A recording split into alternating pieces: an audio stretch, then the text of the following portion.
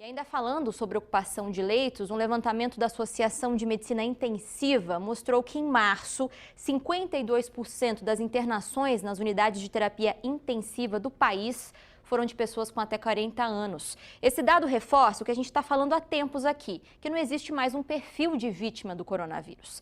Agora, a doença está contaminando ainda mais os jovens. E sobre esse assunto, eu converso ao vivo com o professor de epidemiologia da Unifal, Sinésio Inácio da Silva Júnior, nosso parceiro, está com a gente aí sempre. Obrigada, professor Sinésio, mais uma vez. Boa tarde, Natália. Boa tarde a todos. Eu que agradeço, sempre um prazer. Boa tarde, professor Sinésio. Diante desse dado que a gente tem aí de 52% dos casos de internação serem de pessoas com até 40 anos, vamos reforçar por que isso está acontecendo. Olha, nós temos já estabelecido que as tais novas variantes mais transmissíveis, né, elas já estão disseminadas. Então, se a gente considerar, por exemplo, os dados que você citou, né, Natália, são mais gerais, mas, por exemplo, o sul de Minas, né, nós já temos a variante B1128, que é mais transmissível, como aquela de Manaus, né, e também uma que tem a ver com tornar mais resistente esse vírus ao nosso sistema imunológico. E daí? E daí que a carga viral que chega para as pessoas, né, ela consegue agora, vamos dizer assim, penetrar mais, e mais vírus se replicam na pessoa.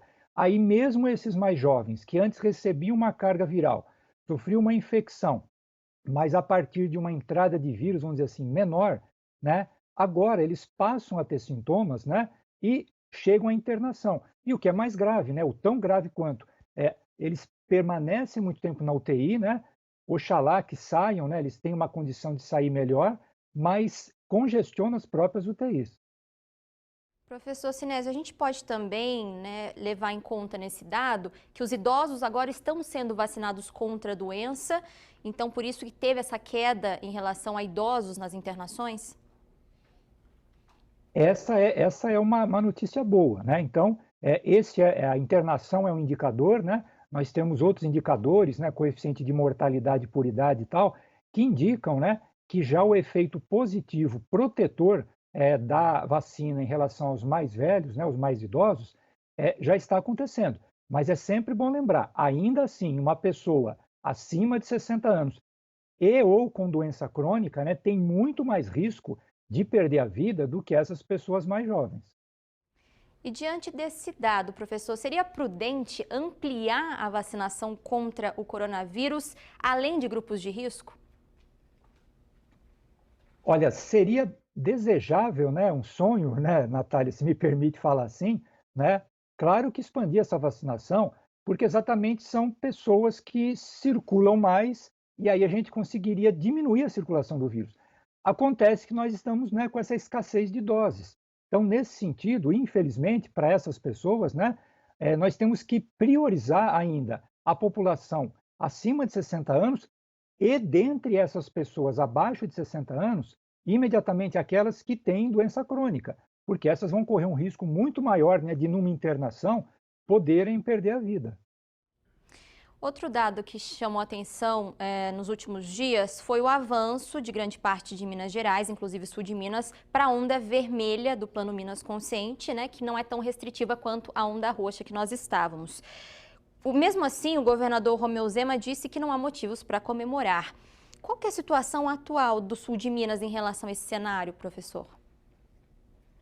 Olha, Natália, primeiro o governador ele está correto, está coerente. Para a gente ter uma ideia, né, a gente sempre, né, brinca assim, né, o presente do feriado. Então, o presente ruim da Páscoa, né, 12 dias, né, já tiveram após a Páscoa. Chegamos no dia 16, a gente bateu, atenção, o recorde de número de casos novos num dia de toda a pandemia, o último dia 16.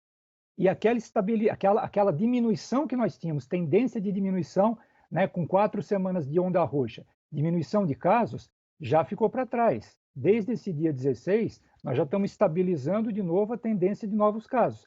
Então, realmente é preocupante. E me permita acrescentar o seguinte: o próprio governo do estado ele regulariza as recomendações para a onda roxa, mas dá algumas margens. Quer ver um exemplo? Por exemplo, na Onda Roxa você tem que ter eventos com no máximo 30 pessoas, mas ele não fala qual. Então tem prefeitura que permite festas, o que é extremamente grave, com até 30 pessoas, e você não vai ter dificuldade de fiscalizar, e outras não, né? Então você tem aí uma diferenciação de aplicações das próprias normas da onda vermelha. E para a gente encerrar, qual a previsão para os próximos meses em relação à pandemia? Olha, essa pandemia, né, ela sempre nos dá surpresas, né? Então é difícil fazer previsões muito longas. Mas assim, neste médio prazo ou talvez curto prazo, né? 1, 2 semanas, e aí temos que ficar alerta, não nos surpreenderá se o número de mortes diminuir.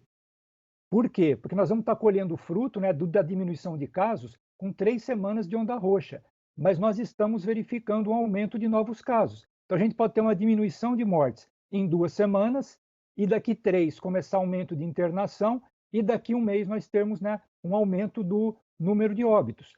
Portanto, a vacinação, como você mesmo colocou, ressaltou, Natália, é extremamente importante para a gente proteger as pessoas dos casos mais graves e óbitos e começar a avançar, né, o que seria extremamente necessário nas outras faixas etárias para diminuir a circulação do vírus. A vacinação tinha que acelerar um pouco, a gente vai tentando, né? E chegaram novas doses aqui no sul de Minas da vacina contra o coronavírus, sobre isso que a gente vai falar agora. Obrigada, professor Sinésio, por ter participado com a gente. Uma boa tarde.